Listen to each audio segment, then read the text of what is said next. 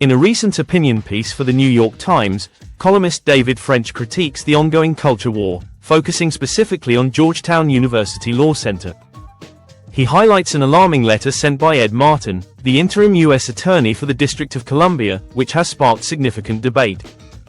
On Monday, Martin sent a letter to the Dean of Georgetown Law, a Catholic institution, expressing concern over the continued teaching and promotion of diversity, equity, and inclusion, DEI, at the law school. He called the practice unacceptable and initiated an inquiry into whether Georgetown has eliminated DEI initiatives from its curriculum. In his letter, Martin did not define DEI but suggested it refers to actions aimed at increasing diversity or supporting historically marginalized groups.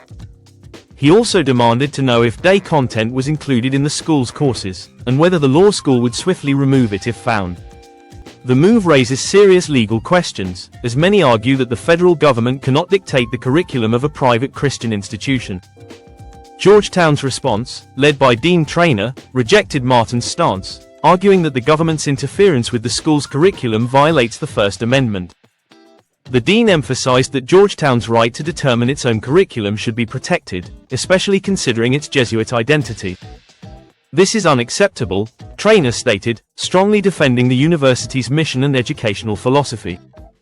This controversy has drawn criticism from constitutional experts, including French, who questioned how Martin, a former defender of religious institutions, could support such an overreach. The incident highlights growing concerns about government influence on private educational institutions, particularly those with religious affiliations. The case also underscores a broader issue involving government intervention in educational matters. Martin, known for his controversial actions, previously opened an investigation into Senate Majority Leader Chuck Schumer, further fueling concerns about political motivations behind these moves.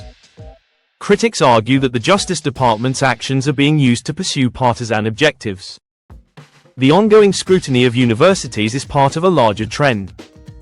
For instance, the Biden administration recently placed several universities on a watch list over issues related to anti-Semitism, threatening to withhold federal grants, including $400 million from Columbia University. The government has questioned whether these institutions have done enough to address concerns about hate speech and campus discrimination. While debate over such issues is valid, constitutionalists argue that it is troubling for the government to exert control over university policies related to free speech.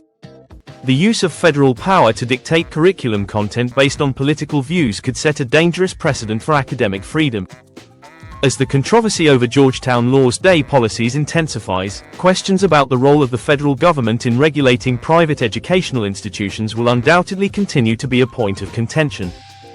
This version retains the key points of the original but is restructured for clarity and flow.